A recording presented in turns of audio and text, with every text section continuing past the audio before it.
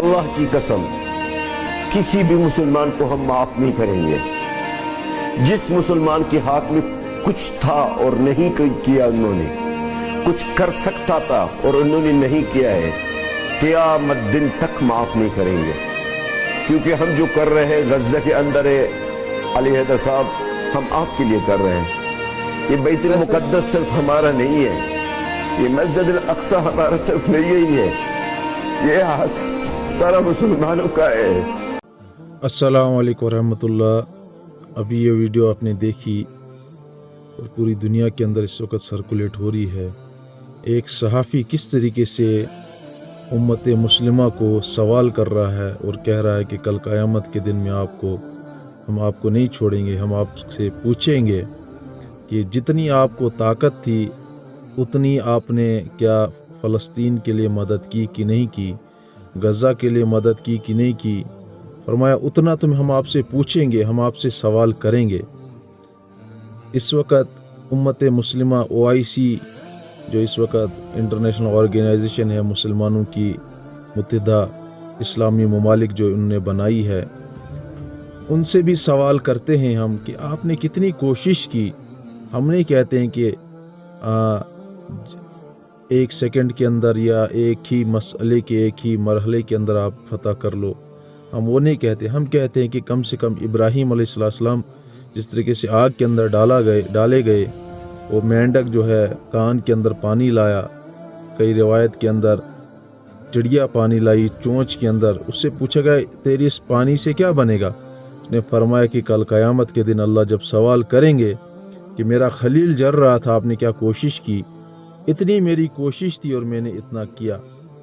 तो यही कोशिश के बारे में कल क़यामत के दिन अल्लाह हमसे पूछेंगे, तमाम उम्मत मुस्लिमा से पूछेंगे। छोटे छोटे बच्चे वहाँ पे शहीद हो रहे थे, बगैर घरों के वहाँ पे उनने ईदें बनाई, सड़कों पे ईदें बनाई, आटा रेत के साथ मिलाकर उनने फुलके बने और खाए। और जो करोड़पति थे, अरबपति, वो सड़कों पर आ गए, मस्जिदों के बगैर, मदरसों के बगैर, दीनी जितने भी दीनी रसूमात थी वो नहीं कर सके। वो सवाल पूछेंगे कल क़यामत के दिन, और हर किसी से पूछेंगे, हर किसी हुक्मरान से पूछेंगे, जिसके पास जितनी ताकत है अल्लाह के सामने उससे सवाल पूछेंगे। और हमें जवाब देना है कि कितने लोगों ने उनके लिए दुआएं की, कितने लोगों ने उनके लिए मेहनत की, मुशक्क़त की, और कितने जिनके पास पावर है, ताकत है, उन ममालिक से भी सवाल किया जाएगा आपने इनके हित में, इनके फेवर में कितना काम किया, कितनी मेहनत की, कितनी मुशक्क़त की। और उन दयूसों से भी और उन चापलूसों से भी सवाल किया जाएगा कि उम्मत के बच्चे मर रहे थे, उम्मत की माएँ मर रही थी, शहीद हो रही थी, उम्मत के बहन, उम्मत के बूढ़े, हमारे बाप की उम्र के शहीद हो रहे थे, तो और आप चापलूसी क्यों कर रहे थे? किसको खुश करने के लिए आप चापलूसी कर रहे थे? किन आकाओं को आप खुश करने के लिए चापलूसी कर रहे थे? उनसे भी सवाल किया जाएगा, और उनको भी उस सवाल का, उस हरकत का उनको वहाँ पे कल क़यामत के दिन जवाब देना पड़ेगा।